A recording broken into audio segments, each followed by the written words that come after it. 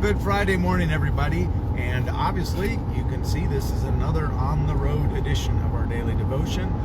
Gail and I are on our way to South Dakota, going up to Sioux Falls to help our son this morning. So, today we are jumping into the 8th chapter of John's Gospel. We're going to look at verses 1 through 11 today. And this is another one of the stories that is very, very well known. It's the story of the woman caught in adultery.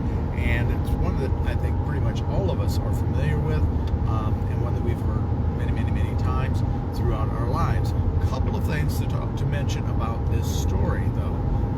First of all, there is no mention of what is going on with the man, because if the woman is caught in the very act of adultery, there would have been a man involved, we would assume, but there's no mention of what happens to him. That's true.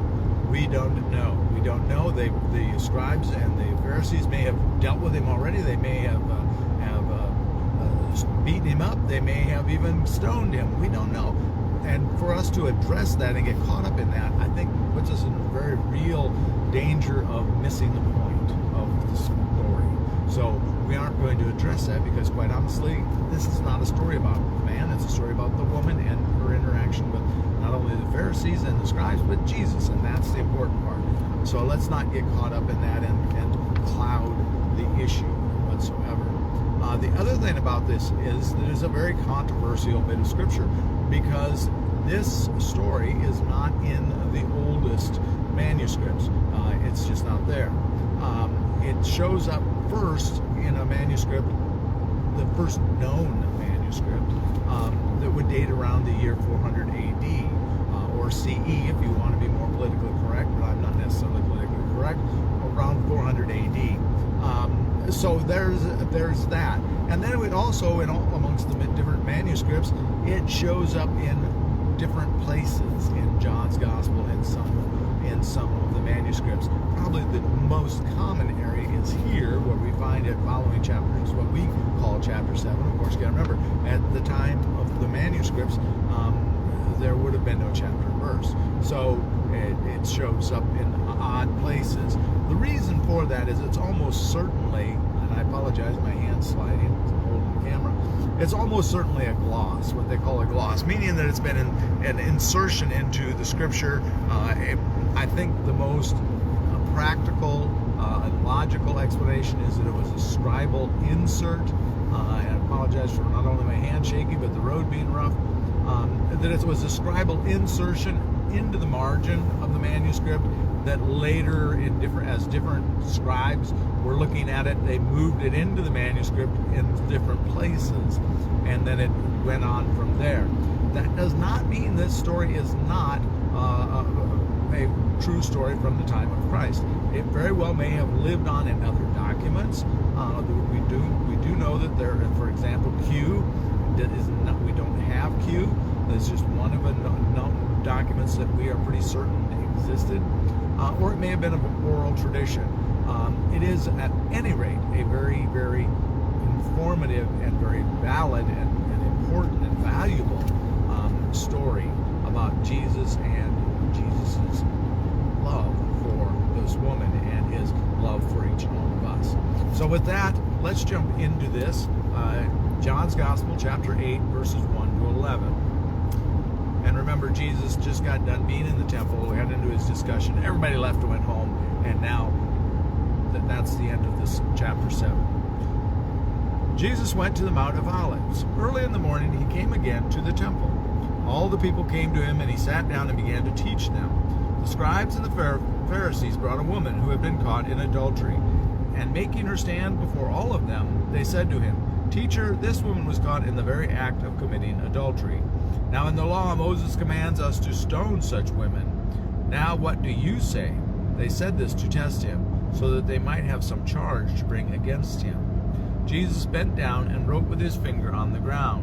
When they kept on questioning him, he straightened up and said to them, "Let anyone among you who is without sin be the first to throw a stone at her." And once again he bent down and wrote on the ground.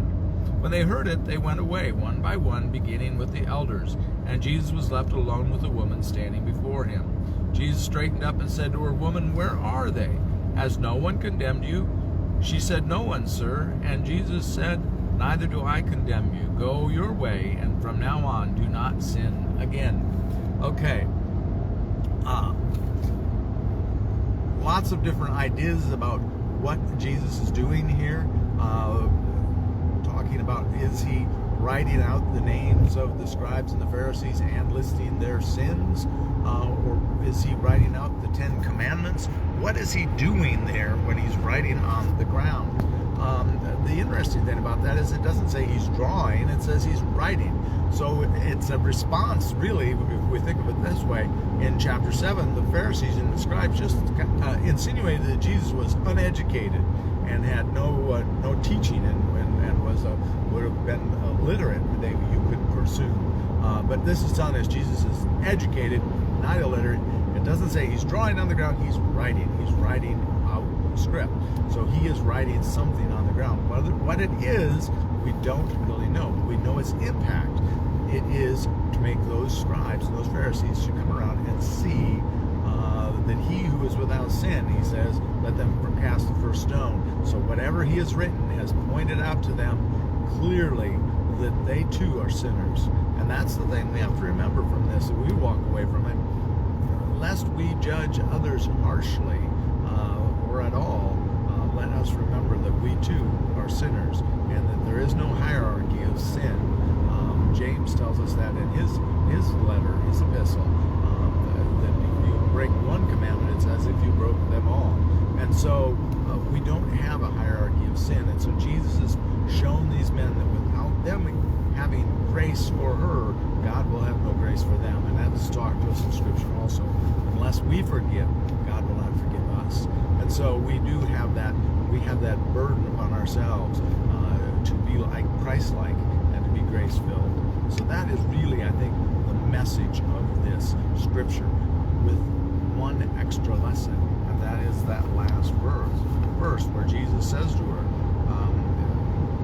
last two verses, Jesus straightened up and said to her, "Woman, where are they? Has no one condemned you?" And the woman answers back, "No one, sir." And then Jesus says, "Neither do I condemn you. Go your way, and from now on do not sin again." Sin no more is what it says in some Scripture. So do not sin again. That's the message. So just because we are saying, everybody sins, that doesn't mean we keep on sinning, right? All right, that's the message for today. We'll come back on Monday, because tomorrow's Saturday, so we don't have a devotion. So I ask you all to have a very blessed weekend, and don't forget, we hope to see you on Sunday, either for the live stream at 10 o'clock, or come join us at 10 o'clock in the sanctuary for worship. We'd love to see you all there. God bless. Talk to you later. Be a blessing to someone.